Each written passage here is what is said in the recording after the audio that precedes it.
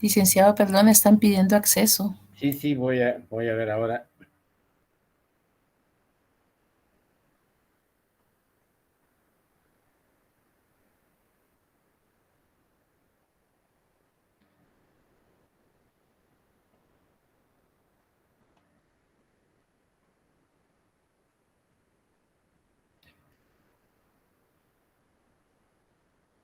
Bien, compañeros, la última sesión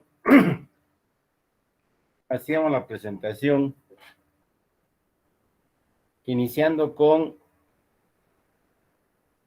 el conocimiento de algunos términos económicos sustentados en la comunidad primitiva. Es importante retroalimentar o rescatar para poder comprender el origen del Estado que hoy conocemos, el aspecto fundamental relativo a que se confirma que la existencia de una persona, de un individuo, de un ser humano,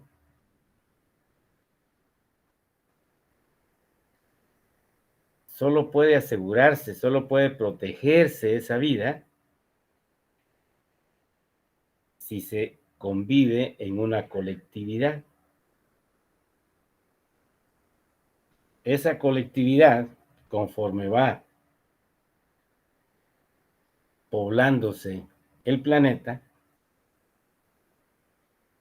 va adoptando ciertas formas de organización. Y terminaba mi charla del último día recordándoles, porque esto ya lo conocen ustedes, que ese crecimiento poblacional, el contacto con otras tribus, las guerras entre tribus, pues dan vida a una forma de organización de esa sociedad, ya no de forma primitiva, sino el sistema o el modo de producción esclavista. E igual, conforme se va desarrollando y organizando el esclavismo y creciendo la población, ya es difícil contener a ese incremento poblacional y como consecuencia se va organizando nuevamente la sociedad y pasas o conocemos de la historia el modo de producción feudalista. Pero bueno, eso es solo para recordarles y que no perdamos de vista el término actividad económica, trabajo, modo de producción y fundamentalmente las relaciones que se empiezan a dar desde que surge el excedente económico, el intercambio económico, el trueque, ¿ok? Bien. Recordado eso, pasemos a conocer los aspectos políticos de la historia del Estado moderno. Lick, disculpe, están solicitando acceso. Perdón. No hay pena, perfecto. Quienes tienen que disculpar son los compañeros por las interrupciones, pero bueno, vamos a ver cómo superamos el tema. Decía entonces, creo que alguien quiso entrar ahorita, ¿no es?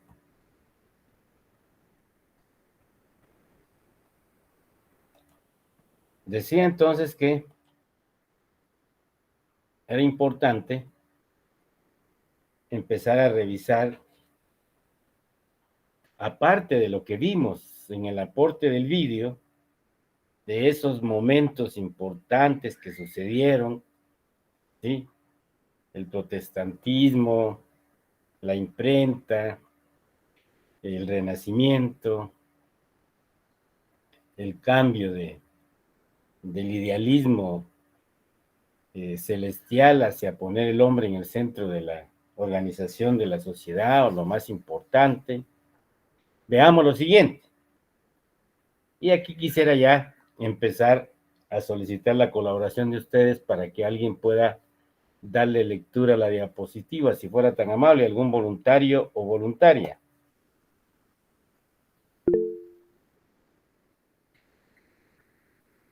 Yo podría apoyarlo, licenciado. Gracias, gracias. Comienzo. Por favor. Muy bien. Historia del Estado moderno. La Edad Media se extendió desde el año 476, cuando ocurrió la caída del Imperio Romano de Occidente, hasta el año 1453, cuando cae el Imperio Romano de Oriente. A partir de esa fecha da comienzo a una nueva etapa histórica conocida como la Era Moderna. En la Europa medieval, el poder político estaba fragmentado entre numerosos señores feudales que gobernaban pequeños territorios de manera independiente, respondiendo a sus intereses particulares. Bien, aquí hay algo muy importante. Uno, que te sitúas en la historia, que lógicamente la modernidad se inicia con la caída del Imperio Romano. ¿Ok? Fundamental que lo tengas presente. La otra es que la organización del modo de producción, en otras palabras, pues de que las personas buscaban cómo producir para atender sus necesidades, tenía vigencia el modo de producción feudal. ¿Y qué vamos a rescatar ahí? Ojo, todo lo que se producía era para una persona. ¿Ok? En otras palabras, aquí el interés particular estaba sobrepuesto al interés de toda la población. Pero hay que recordar que estos feudos, que también derivado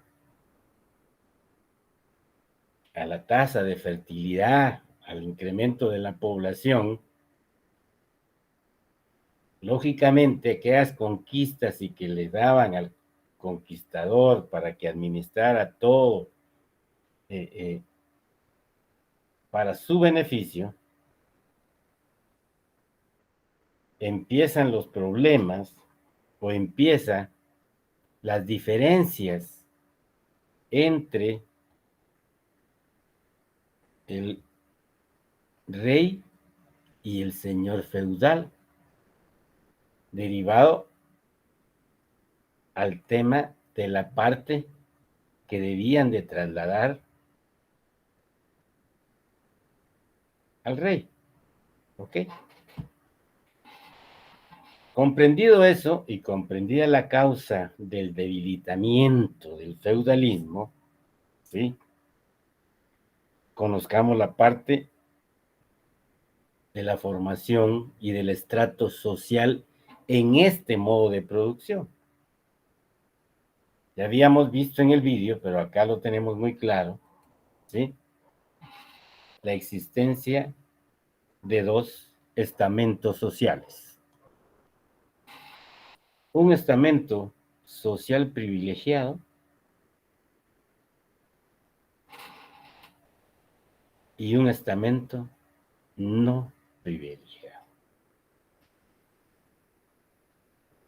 Yo espero que jamás olviden este triángulo que nos permite representar la estructura social allá en la Edad Media, en el modo de producción capitalista, feudalista. ¿Por qué? Hagan el esfuerzo ahora de traerlo al 17 de julio del año 2023 y revisen en su conocimiento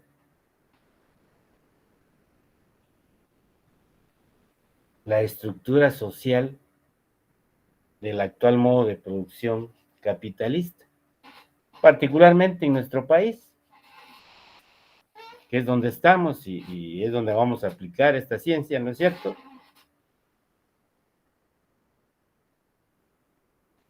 Lógicamente ya no existe una monarquía individual.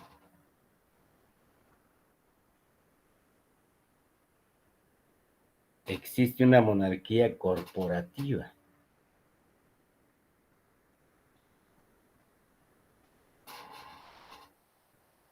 El clero de todas las religiones tienen el privilegio de estar exoneradas de impuestos. ¿Ok? Y derivado de eso, esa actividad puede prestarse para muchas cosas, porque no hay control sobre el ingreso de sus dineros, ya que no hay reporte al fisco.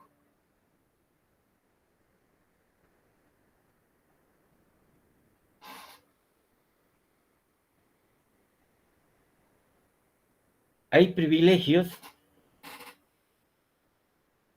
que los vamos a ver cuando chequeemos las leyes tributarias del país,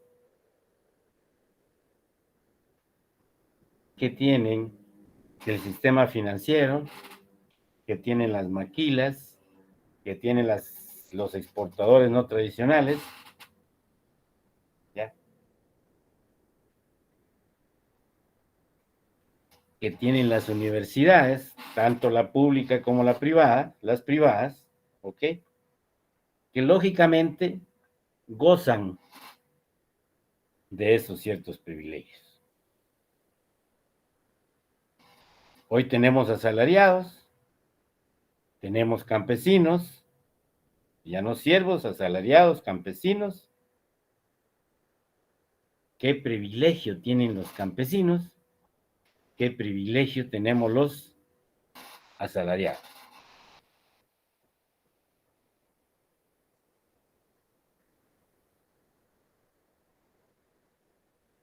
Estoy trayendo algunos aspectos vigentes allá en el año de 1400, 1500, ¿ok?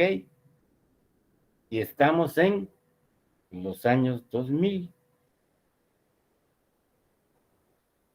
en el siglo XXI, siglo XV, siglo XXI. ¿Cuántos siglos han pasado? Ojo, es bien importante porque como economistas nos permite entonces entender aquellas relaciones de poder que surgen cuando aparece el excedente económico.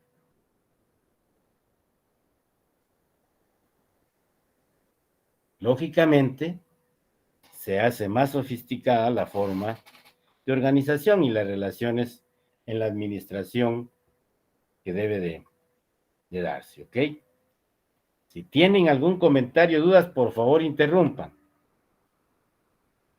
Bien. Dicho eso, sigamos, por favor, con quien me estaba ayudando. Muy bien, licenciado. Monarquía absoluta y el origen del Estado moderno. El Estado soy yo. La conocida sentencia de Luis XIV de Francia resume en pocas palabras la esencia del absolutismo. Un régimen político en el que una persona, el soberano, ejerce el poder con carácter absoluto, sin límites jurídicos ni de ninguna otra naturaleza. Bien. Aquí estamos frente a una organización de una sociedad denominada monarquía. Monarquía absoluta, en donde el único que podía autorizar era el rey. Y como consecuencia, es importante comprender el Estado soy yo. Esto es para nuestro bagaje y comprender esta organización de la sociedad. Esto del Estado soy yo se asemeja un poquito a lo que vivimos la semana pasada. Con careta jurídica, por supuesto, ¿verdad? Aquí mando yo. Y a este me lo vuelo porque me lo vuelo. ¿Ok? Pero vamos a entender, y esto es sumamente muy importante, cómo la organización social, cuando es creada, cuando tiene una norma jerárquica y que cualquier norma de menor grado la transgreda, la minimice o sea contraria, todas esas decisiones de menor grado resultan ser nulas de pleno derecho, nulas ipso iure, se habla en jerga jurídica. Lo acabamos de vivir. Las actitudes autoritarias y prepotentes, lógicamente, devienen de todo este bagaje. Veamos. A pesar de que había una monarquía absoluta, ojo, los gobernadores eran súbditos que no gozaban de ningún derecho. Ya se iniciaba el origen de la estructura que tú conoces, que conocemos ahora. Hay un Consejo de Estado, en Guatemala hay un Consejo de Estado de Seguridad, hay secretarías, hay ministros y hay parlamento. Voy a interrumpir, alguien está pidiendo acceso.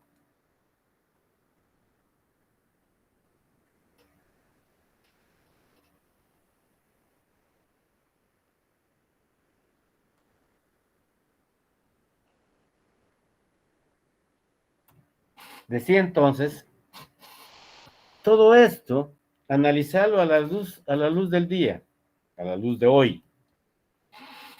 ¿Ok? Entonces,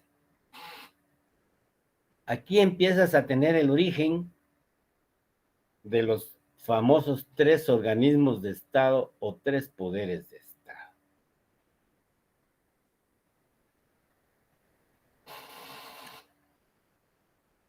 En aquel momento, la función del Parlamento era para aprobar nuevos impuestos.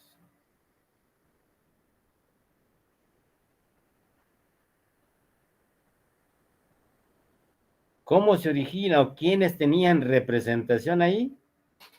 Nobleza, clero y patriciado urbano. El pueblo no tenía, ¿ok? Pero ya ven ustedes acá el incipiente de la estructura organización de los 3 poderes del Estado. Y hoy, cuando veamos el grupo que nos va a exponer el tema constitucional relativo a los tributos, nos vamos a encontrar que la única y exclusiva función para poder aprobar impuestos la tiene el Parlamento o Congreso de la República, como le conocemos. ¿Ok? Repito, es importante que nos situemos allá en esta época y la revisemos o revisemos lo que sucede hoy haciendo un análisis comparado entre lo que sucedió en aquel momento, la estructura de aquel momento y lo que tenemos hoy. ¿Ok?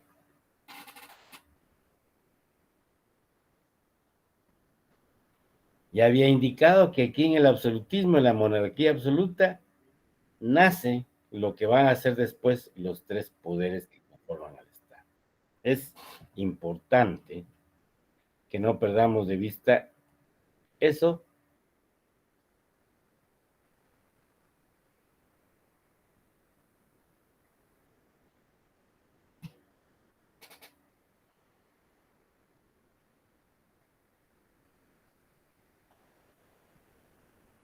Y quisiera de una vez solicitar si es que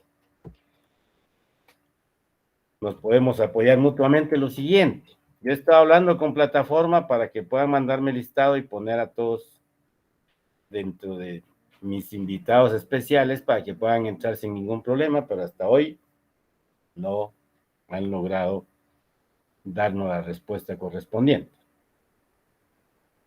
Había iniciado que dejáramos 10 minutos para que pudieran conectarse. Yo les pido de favor que tratemos de conectarnos todos en ese periodo de 10 minutos. Me ayudan y también se ayudan ustedes para evitar que los que ya están conectados pues tengamos este tipo de interrupciones. A mí no me molesta para nada, quiero dejarlo claro, ¿ok? Pero si nos organizamos y ponemos reglas claras, que hagan el esfuerzo de conectarse hasta las 5:40, que dejamos los 10 minutos de las 5:30 a las 5:40 o tal vez a las 5:45, pero ahí ya perdemos cada sesión 15 minutos y eso es bien importante. Bien, entonces, ¿qué quiero rescatar de acá? Uno, el origen de la estructura de lo que hoy conocemos, de los 3 poderes del Estado. Y dos, la función que venía haciendo para fines de nuestro curso el Parlamento, la que se le asignaba al Parlamento. Lógicamente, quien tomaba la decisión era el Estado, soy yo, el monarca. Y solo para que fuese aprobado, se usaba al Parlamento. Dicho eso, veamos nuestro gráfico, que nos permite ver la estructura política y la estructura del gobierno, del pueblo y su territorio. ¿Qué vamos a ver acá? En las formas de Estado. Sistemas políticos. Ya vimos la monarquía.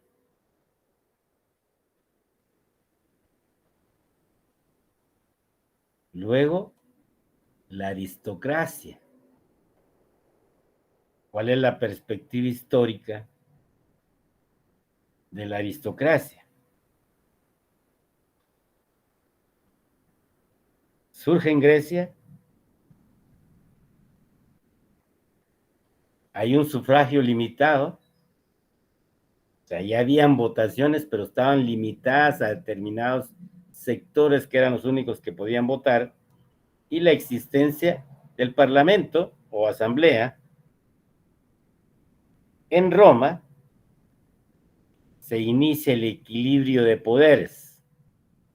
Surge el modelo republicano.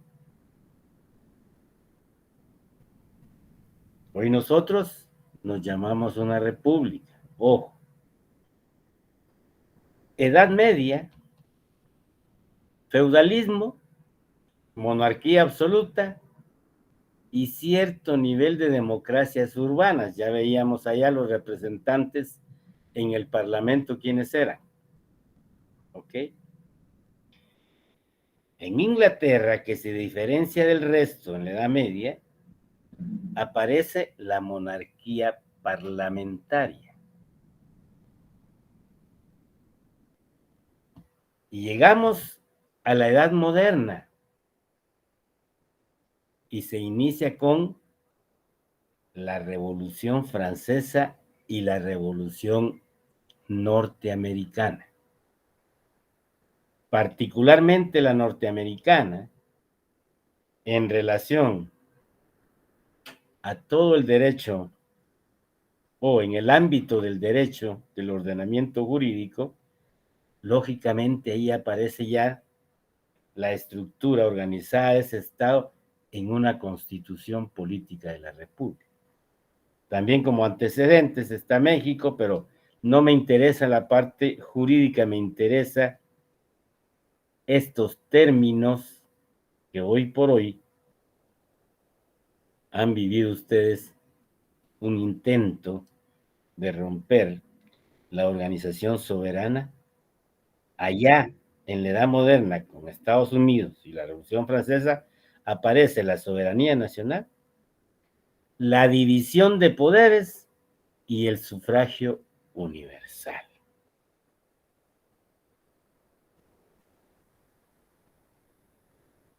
Posteriormente, y con el desarrollo del constitucionalismo, de las formas de elaborar las constituciones y la importancia de la norma constitucional, de la norma suprema, ¿sí? Llegamos adicionando al aporte de la sociedad norteamericana a la edad contemporánea y hablamos de una democracia liberal, popular o social. Ojo, constitucionalismo, lo acabo de mencionar, y el nuevo constitucionalismo de los aportes que da América Latina.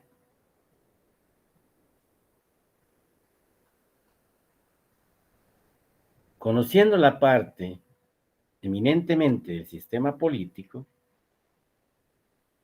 vemos dónde aparece la democracia, y esta democracia, lógicamente, va a tener tipos y formas de gobierno. Disculpe que lo interrumpa nuevamente. Fíjese que otros compañeros están solicitando ingreso. Sí, solo es uno. Aquí vamos, ¿ok? Decía entonces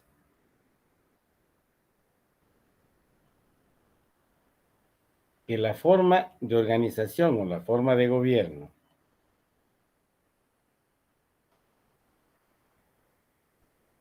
democracia, que acá previo a ello, cómo se alimenta, ¿ok? Vimos allá en Inglaterra el parlamentarismo, nosotros tenemos un presidencialismo, hay una forma de semipresidencialismo y monarquía parlamentaria. Todo esto llevó a desarrollar la democracia, que su característica fundamental es la intervención del pueblo en el gobierno a través de la representación que se da en el momento de realizar y convocar a elecciones a través del voto, ¿ok? La representación. ¿Cómo puede ser la democracia? En cuanto a la intervención del pueblo en el gobierno, una democracia clásica, una democracia directa, representativa, una democracia constitucional, una democracia participativa. ¿Qué tenemos hoy? En la parte electoral, cuya característica es esencial en la democracia, tenemos una participación directa a través del sufragio y trasladamos la representación. Cuando hablamos de representación, lo que realmente se traslada es nuestro poder de decisión para que otras personas, ojo, en el deber ser, tomen las decisiones por nosotros.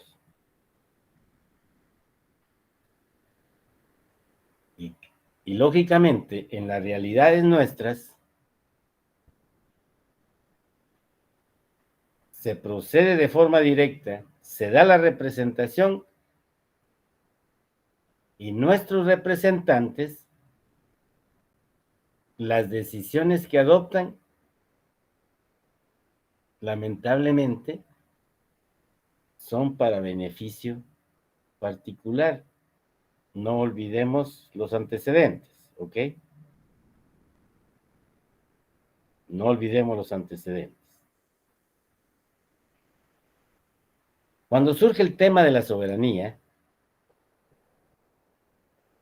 se habló mucho de democracia defensora, desarrolladora y democracia competitiva de partidos. Ya nos vamos acercando. Surge el sistema político conformado por los partidos políticos que surgen a la vida o que se les da o son creados por el Estado a través de la regulación correspondiente. En este caso, a través de lo que norma la Constitución y lo que establece la ley electoral y de partidos políticos, en donde se regula los procedimientos para que el Estado pueda crear a esas figuras con personería jurídica, una persona jurídica denominada partido político. ¿Qué principio realmente caracteriza a una democracia? La soberanía popular. La Constitución establece que la soberanía radica en el pueblo. Ya con esto, y para que te formes un profesional crítico, no porque vas a criticar, no, crítico porque vas a tomar tus propias decisiones y vas a emitir tus propios juicios de valor, lógicamente con conocimiento de causa.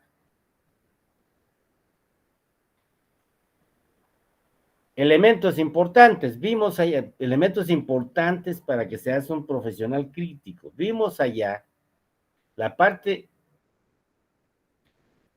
ideológica religiosa en cuanto al establecimiento de la organización social o el funcionamiento de los estados. Hoy ya tenés elementos claros. Hay un evangelio original y luego a partir de Constantino y de Martín Lutero se generó toda una serie de religiones. Ahora ya vos vas a poder como profesional decidir y aceptar las realidades en ese aspecto que permitan sentirte a vos cómodo, ¿ok? Con esta parte de la formación del Estado en economía pública, ¿qué es lo importante para que seas profesional crítico? Ya tenés las referencias, ya sabes cómo se llegó a una organización social, en el caso nuestro, con un presidencialismo, una república, pero en un gobierno democrático, en donde hay una norma supra que dice que la democracia, perdón, que la soberanía radica en el pueblo.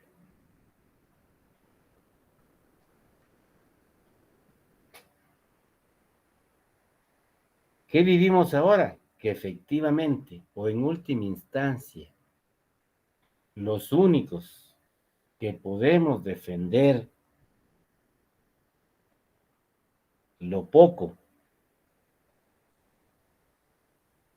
de un gobierno o de una organización social bajo la democracia, bajo una forma de gobierno democrática, es en donde radica la soberanía, que es el pueblo. Pero este gobierno, organizado democráticamente, adicional de darle la soberanía al pueblo, exige ciudadanía, formar ciudadanía. Lamentablemente, no existe en nuestra sociedad esa parte.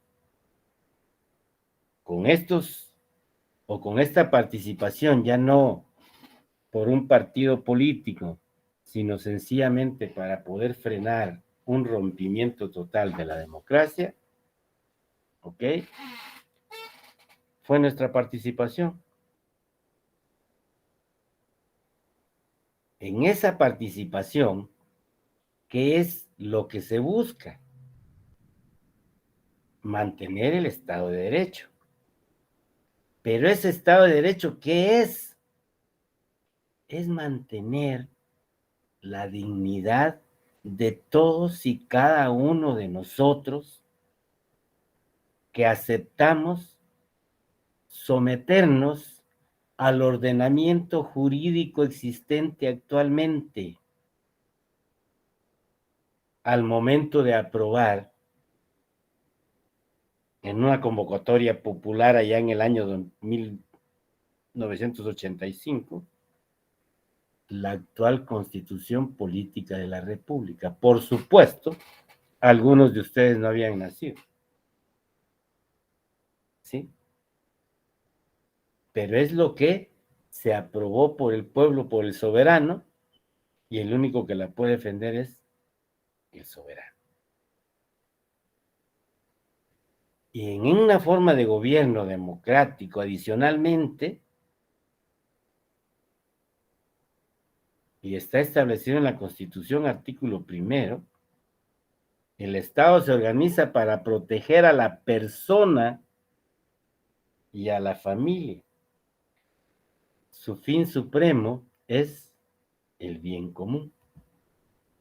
Y ese bien común se caracteriza por justicia social, por igualdad, por equidad,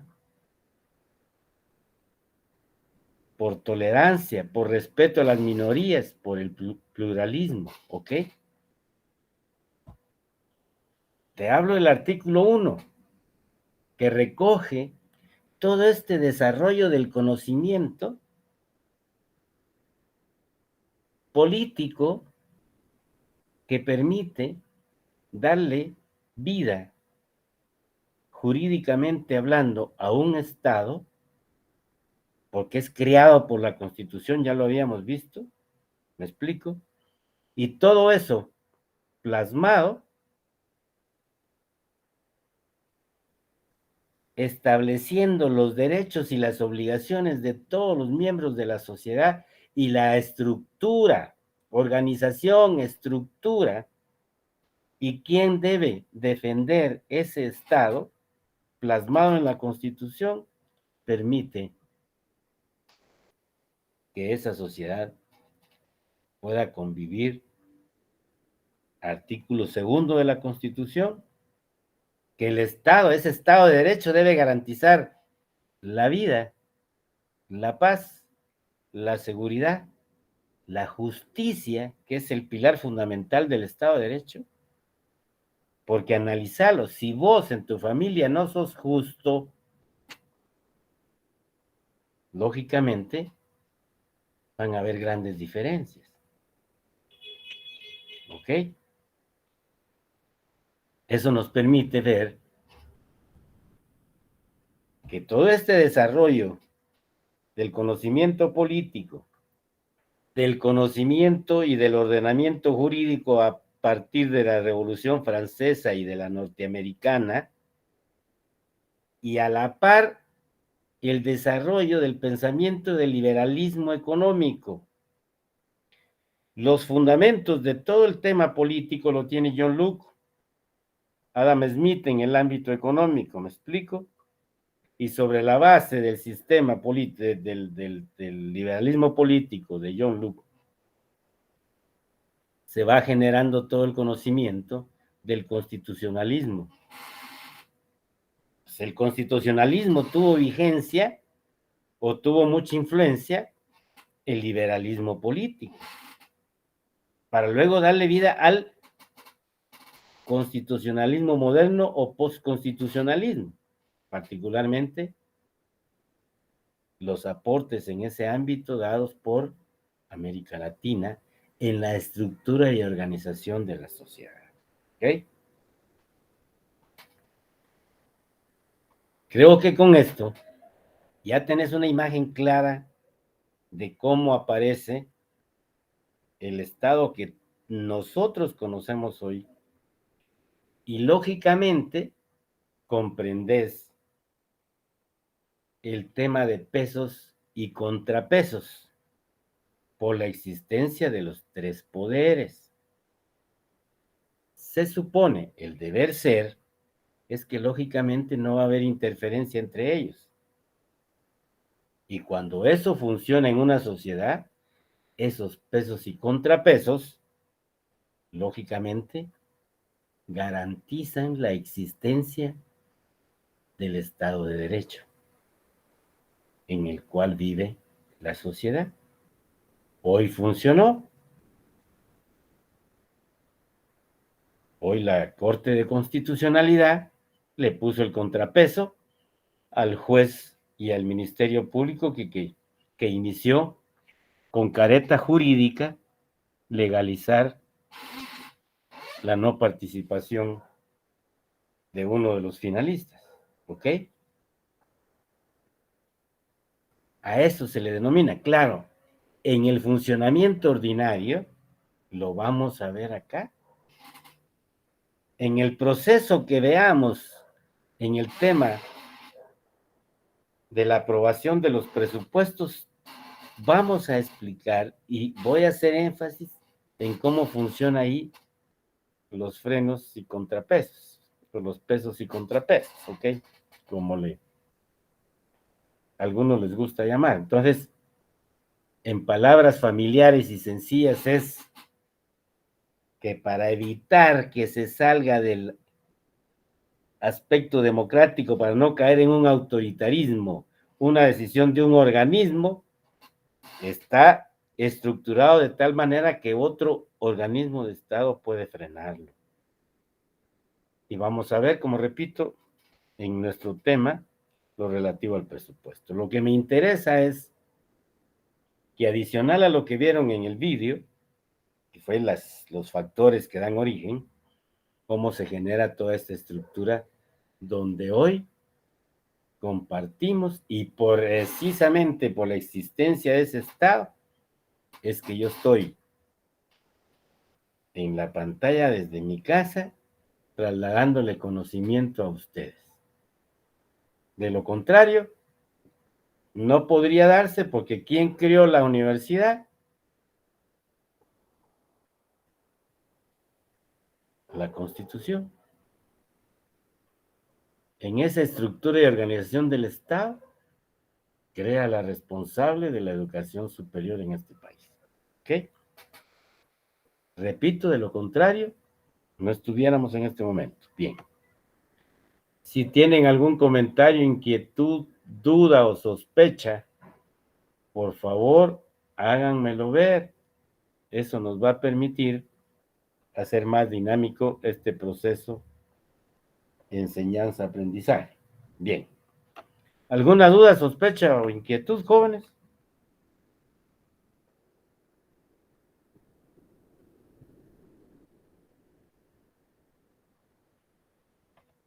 Por el Espero. momento todo claro. ¿Perdón?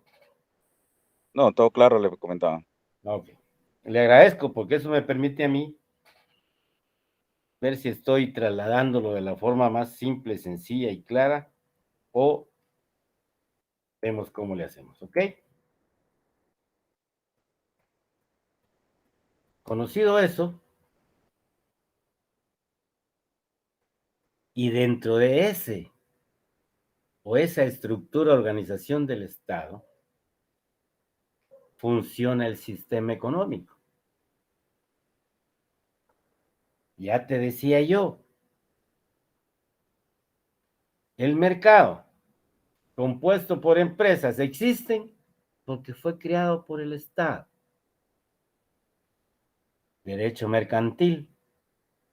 El Código de Comercio de Guatemala regula todo lo relativo para crear personas jurídicas que en economía nosotros les denominamos empresas.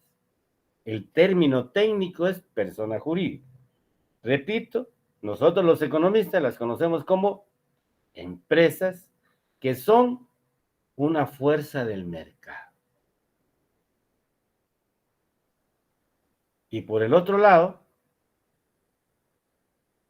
las familias que son y constituimos otra fuerza del mercado.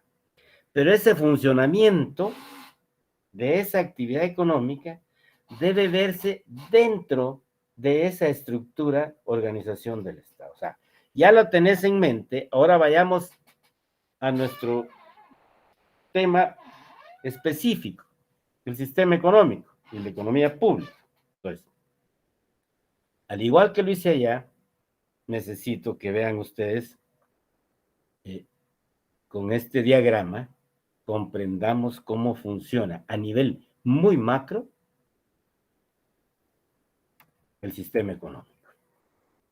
Allá en micro, viste, en la teoría subjetiva, ¿ok? Una economía cerrada. Ojo, solo existen empresas y familias. Y si ves, vamos de la mano porque lo que vimos abuelo de pájaro con el tema del Estado moderno, ¿viste? Que se inicia con las gens, las familias, todo el mundo se preocupaba por adquirir o producirse lo que necesitaba para sobrevivir, luego aparece el bendito excedente económico y sobre esa base empieza una nueva relación, ¿ya? Y se va desarrollando y lógicamente aparecen los dueños de todos los esclavos y todas las tierras. No se les denominaba empresas, ¿va? Pero ya veías ese sector. Y el resto que eran los esclavos. Aparecen o se convierten posteriormente en señores feudales y luego los siervos. Aparecemos con la primera revolución industrial, los asalariados y lógicamente ahí sí ya encontrás a esas personas jurídicas creadas, fábricas, lógicamente era una empresa. ¿Me explico? A nivel macro, conforme se fue desarrollando esta actividad económica, este sistema, este modo de producción, lógicamente, responde a una organización privada, teoría de Hayek, el individuo, ojo, y aquí solamente vemos dos actores fundamentales que se llaman agentes económicos. Los productores y los dueños de los medios de producción. Y por favor, atención acá. ¿Quiénes somos los medios de los dueños de producción? Las familias. Solo que el 99.99% estas familias solo somos dueñas del factor trabajo. Y el 0.00001% del resto de los factores de producción. ¿Okay? Hay que dejarlo claro. Pero ¿qué relación hay o cómo funciona el sistema económico? Si las familias somos las dueñas de los medios de producción, lógicamente nos constituimos en el mercado de factores.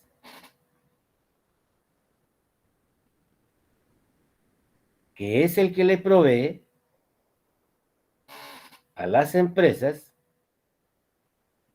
los factores de producción para transformar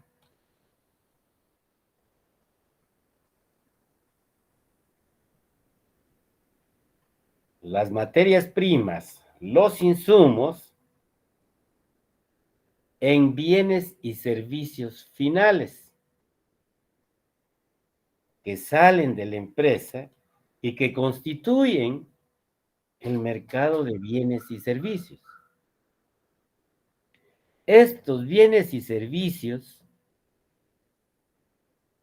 yéndome allá a la comunidad primitiva, todo el mundo íbamos a recolectar, a pescar, a cazar. Hoy vamos a un mercado para poder comprar esos bienes y servicios para satisfacer las necesidades del agente familias.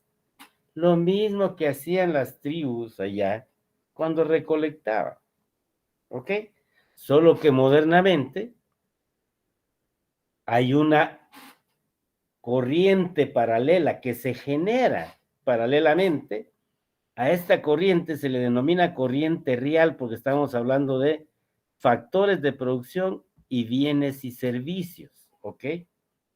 Pero para poder o para que las familias puedan proveer a las empresas los factores, estas empresas deben ir al mercado de factores e invertir, y se inicia una corriente de carácter nominal. Los pistos, los dineros, ¿ok? Que va a constituir el ingreso de las familias. Y con este ingreso vamos nosotros al mercado de bienes y servicios a adquirir todo lo que necesitamos para sobrevivir, y eso se constituye en un ingreso para las empresas. Por eso se le denomina el flujo circular de la actividad macroeconómica. ¿Ok? A esto se acercó mucho Carlos Marx cuando nos presentó la forma como funcionaba ya en el siglo XIX la reproducción simple y la reproducción ampliada. Lógicamente, en los términos y en el contexto del siglo XIX. Pero aquí tenemos la obligación nosotros los economistas de ver cómo esos aportes llegan a conformar el último conocimiento que tengamos hoy sobre el tema de la actividad económica, que si ustedes han leído a los últimos premios Nobel, lógicamente se va haciendo cada día más determinista o específico, más específico, que es lo que han ido desarrollando, ya no tan macro como lo estamos viendo ahora acá, ¿ok? Ahí tenés la economía cerrada.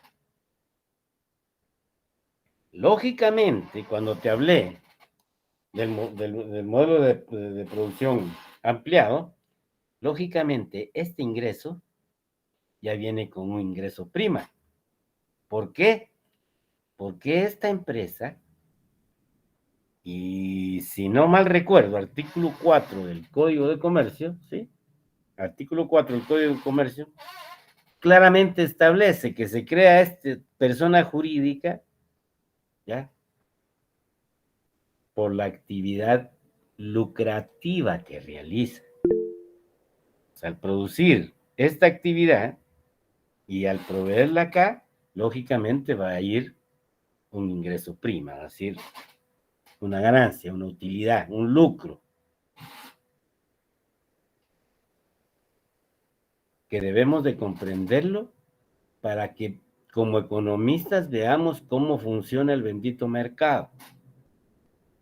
Y porque ese mercado adopta diferentes formas y en algunos países en relación a otros adopta formas que te explican claramente la Y', el lucro.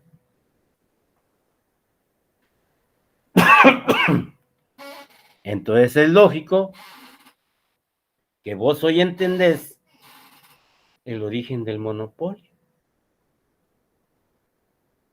Hoy entendés por qué querés mantenerte en un mercado organizado monopólicamente, porque solo vos querés tener la utilidad, no la querés compartir con nadie más. Y vas a hacer todo el esfuerzo. Ojo, vas a hacer todo el esfuerzo para poder mantener ese status quo. ¿Y dónde lo haces? Ahora ya me comprendes. ¿De dónde salen los financiamientos del sistema político? ¿Sale de nosotros los dueños del trabajo? ¿O sale de los agentes? Empresas. ¿Ok? Te estoy llevando de la mano en un análisis crítico, un análisis real, objetivo, que te va a permitir comprender en qué sistema estás viviendo. Y lógicamente, como te repito, adoptar la actitud que te haga sentir más cómodo. Cual sea, a la cátedra no le interesa.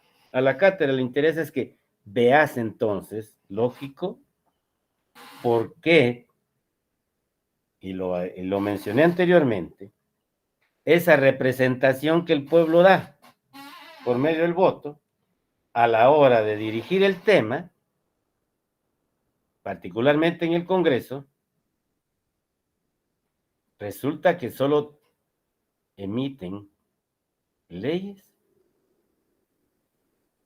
para beneficiar el interés particular, no el interés social. Guatemala no tiene una regulación para desarrollar todo el interior del país, el desarrollo rural. Guatemala no tiene una ley de competencia que permita, ojo, que permita regular la actitud, no la existencia, la actitud del monopolista en el tema de la concentración de los pistos. ¿Ok? No lo existe. Bueno, te estoy hablando de estas dos leyes. ¿Por qué? Porque estas dos leyes vendrían particularmente en el ámbito que estoy hablando del mercado, vendría a regular la actitud en defensa de lo que la Constitución establece, protección de la persona y las familias. ¿Ok? Ahora ya entendés qué hacen estos, lógicamente, tener el control del sistema político. Pues, con este conocimiento, hoy te voy a comentar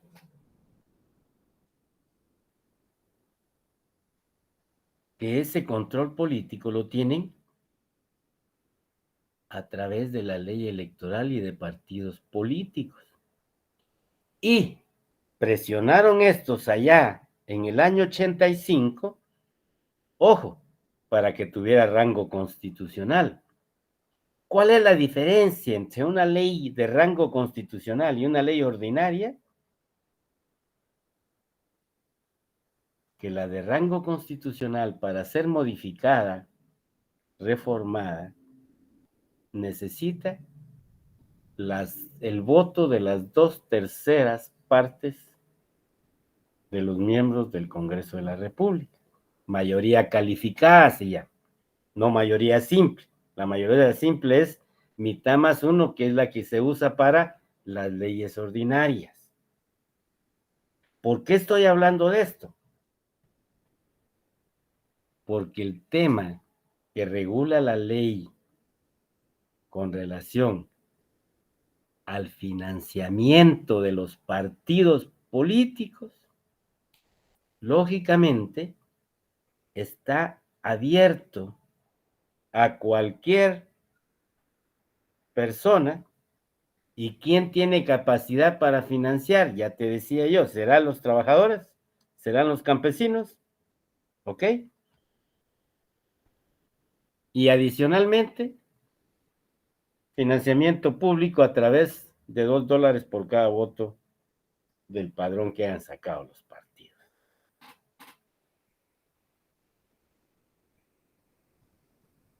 Ya encontraste que la forma de poder minimizar ese control político por el lado del financiamiento es reformar esa parte.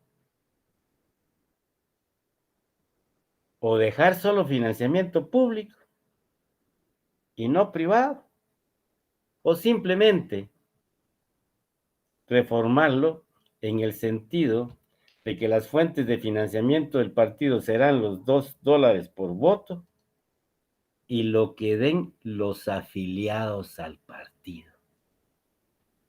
Los afiliados, no dejarlo abierto, ¿ok? Entonces, sí es factible reformas políticas. Nadie de los contendientes nos lo ha prometido, nos lo ha dicho, ¿ya? Y que es un elemento muy importante, porque aquí está el pecado de Uyuki, aquí está la puerta de la corrupción. En la medida que si tú podés y pagás, financiás, podés cobrar facturas. ¿Y cómo se llama eso, jóvenes? Corrupción. No hay corrupto sin corruptor. Ojo. Repito, ¿dónde está el origen? Que el nuevo gobierno sea más transparente, que no pida comisiones, que no se quede con ahora ya es el 30, ¿va? Ya no es el diezmo, sino el 30, ¿ok? No, porque aquí ya trae el pecado.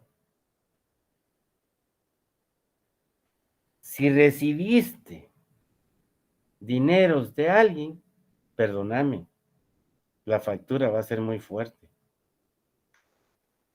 Me imagino que ya vieron el documental y la investigación de estos dos periodistas sobre lo que estoy hablando, que no nació precisamente sobre esa base, sino sobre la compra de unos apartamentos en la zona 15, pero que lo llevó ¿a dónde?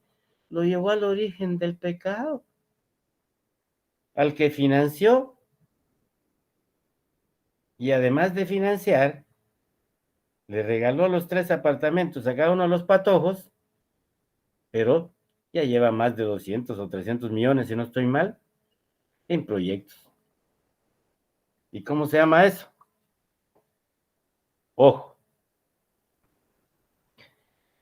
Adicionalmente, para nosotros los economistas, sabemos que una economía no puede sobrevivir en autarquía. No cuenta con todos los factores y recursos que se necesitan para producir todos los bienes y servicios que las familias requieren para poder vivir. Tiene relaciones con el sector externo y entonces ya estás frente a lo que conociste como economía abierta en nuestro ámbito, a través de la exportación e importación de bienes y servicios, que también te genera una corriente real de bienes y servicios y como contraparte, una corriente monetaria. ¿Ya? Que el importador tiene que pagarle al que le vende de cualquier otro país y de cualquier país que nosotros exportemos deberá pagarnos la parte correspondiente, ¿no es cierto? Y esto va al ingreso de quien lo produce. Aquí tenés la economía internacional. Aquí se desarrolló desde el trueque hasta lo que puedas ver en tu curso ahora sobre el tema de la economía internacional y cómo se ha desarrollado el pensamiento y toda la teoría que explica, ojo, desde allá, de Adam Smith y David Ricardo, los fundamentos del libre intercambio entre una economía o entre agentes de una economía y agentes del resto del mundo o del sector externo. Entonces, ya tenés las bases. ¿Qué explicaban allá? Las ventajas absolutas, las ventajas relativas, y ahora con otros aspectos nada más te hablan de competitividad. Ya. Me imagino que vas a ver, oye, ya llevaron economía internacional. Apenas estamos comenzando el curso también. Ok, bueno, entonces no los meto a líos, pero bueno, ahí van a conocer y van a arrancar desde lo que les estoy comentando, no porque se los estoy diciendo yo, no, simplemente porque así como estoy explicando esto, tenés que ponerte y ver dónde estuvo el origen de esos términos, cómo los estudiaron y cómo me los están presentando ahora, ¿ok? Licenciado, ¿Sí, diga? sí, en el curso han comenzado con esto del mercantilismo. De ahí, pues, lo que usted menciona, ¿verdad? Pues las exportaciones y las importaciones, la balanza comercial y todo eso, ¿verdad? Ok. Entonces, sí tiene sentido todo lo que está mencionando con este flujo circular. Acá en la economía pública estás comprendiendo, o espero explicar, digamos, la esencia del funcionamiento del sistema económico y cómo aparece la economía internacional. Repito, desde el trueque, ya para situarme en el tiempo, pero a nivel macro, este es el tipo de relación que se da. Y si estoy vivo y ustedes también el otro semestre, en cuentas nacionales vamos a ver cómo se registra todo este tema y qué hay sobre la balanza de pagos y particularmente sobre los indicadores de análisis del sector externo, pero eso es en las cuentas nacionales que, como repito, primero Dios, nos vemos el semestre entrante. Bien, explicado eso, para complementar cómo funciona el sistema capitalista con dos sectores, público y privado, nos hace falta un agente económico adicional que a través de regular el consumo y el ingreso tanto de familias como de empresas, que son los recursos que van a llegar a constituir, en el caso del sector externo, los aranceles a la importación, el impuesto al valor agregado a los bienes importados, más el impuesto al valor agregado doméstico que se paga en el mercado nacional. Acá, el impuesto sobre la renta de las empresas y este celeste, el impuesto sobre la renta de las familias, de los asalariados, ¿sí? Constituyen los recursos con los que va a funcionar el gobierno, que es el otro agente económico. Economía pública, economía privada. Sector privado, sector público. Esta forma de gobierno, ahora ya sabes, ¿verdad? El gobierno es diferente a el Estado. El gobierno es el representante del Estado. La forma de gobernar ese territorio, a esa población, que son los elementos característicos del Estado, sustentado en un ordenamiento jurídico. ¿Ok? Pero ¿qué vamos a resaltar de acá? Que eso lo vemos ya o tal vez lo has escuchado en economía. La riqueza que se está generando con la explotación de los recursos, factores de producción, materias primas nacionales, materias primas importadas para producir bienes y servicios finales destinados al mercado y adquirir bienes y servicios finales que producen en otros mercados, en otros países, ¿sí? Al conjunto de bienes y servicios finales a precios de mercado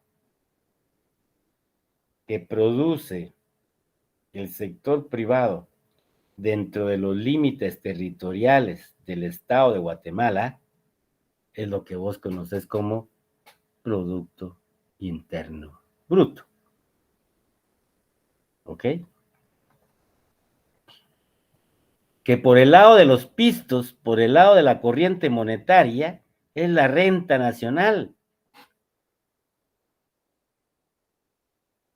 Vamos a conocer en este curso a partir de qué siglo se logra, conforme se va organizando el Estado, o aparecen los impuestos que hoy conocemos. Pero vamos a ver que estos han existido desde tiempos o desde que el planeta es planeta. Pero ¿qué quiero explicar? Para que empecemos a entender la economía pública. Se toma parte de la renta nacional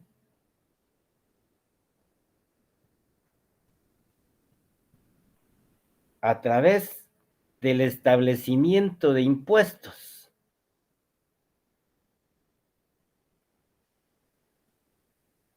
Que van a ser administrados por 3 personas distintas: el legislativo,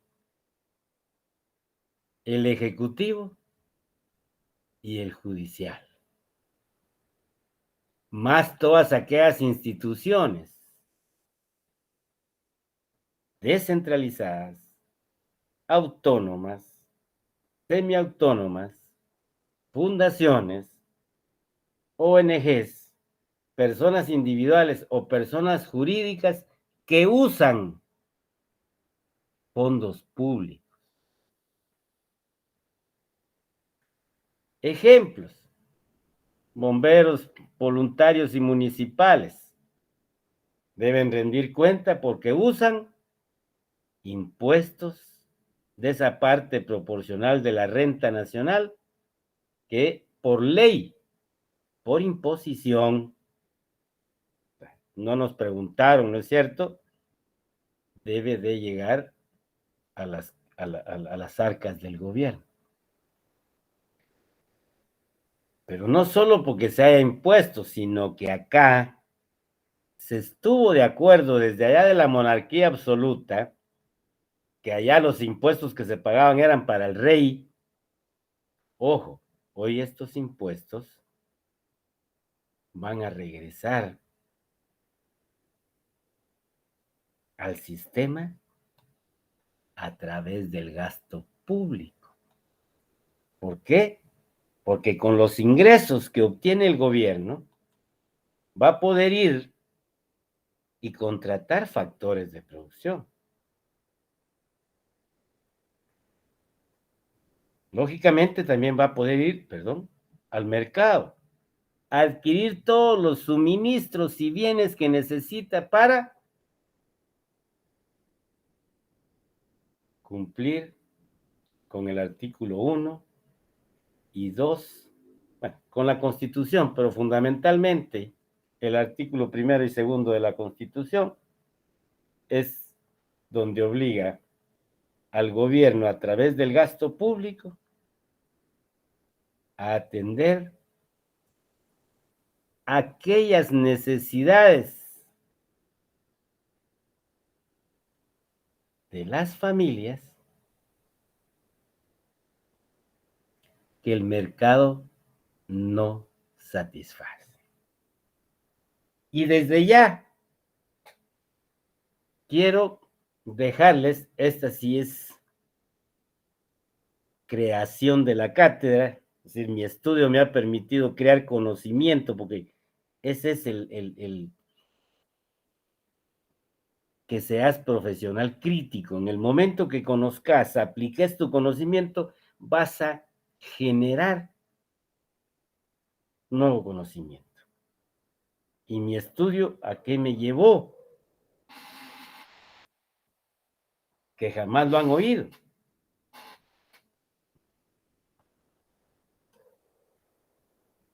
a que en aquellos países donde las formas, los modos de producción, nosotros les llamamos modelo económico, los modelos económicos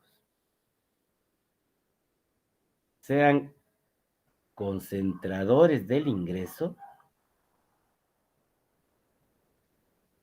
y por naturaleza el sistema capitalista así ha sido,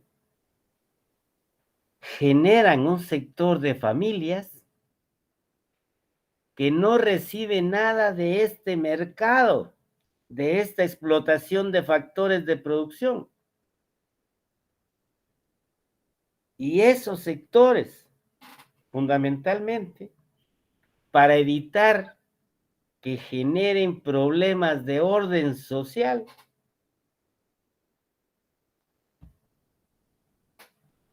se aceptó pagar todos los impuestos para que a través del gasto este señor agente económico cumpla con una función de redistribuir aquello que el mercado no logra distribuir equitativamente hacia esos sectores que no reciben de forma directa los beneficios de la explotación de los recursos y factores de producción que se dan en nuestra sociedad. Y aquí no voy a hablar solo, es decir, este conocimiento lógicamente va a estar sustentado no solo en hablar por hablar. Les dije a ustedes, hay que sustentarlo. Y aquí viene el tema. Un país, si aceptamos las cifras oficiales de 60% de pobreza, eso explica que ha tenido un modelo económico concentrador de la riqueza que se genera en un país, de la renta nacional que se genera en un país.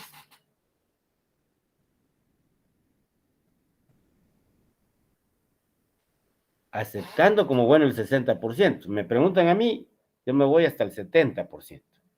Pero aceptando el 60%. Y con este modelo circular macroeconómico, es lógico que veas que ese sector de la población en pobreza y extrema pobreza, lógicamente debe ser atendido por alguien. Y entonces sí vimos allá, o lo vamos a ver más adelante acá también, allá en aquel momento en que Martín Lutero se separa y posteriormente en que se debilita el feudalismo y toda la cosa, y se le quitan los bienes a la Iglesia Católica, pero le dan un privilegio. No va a pagar impuestos, pero le dan la obligación de atender el aspecto social. Lick, disculpe, ya son las 7:03. Pero no me regañes, ¿no? Así es broma, Linda. Bien, jóvenes. Muchas gracias por su atención. Nos vemos el otro día. No quisiera quitarles tiempo para que se puedan articular allá. Gracias, Lick. Feliz noche, Lick.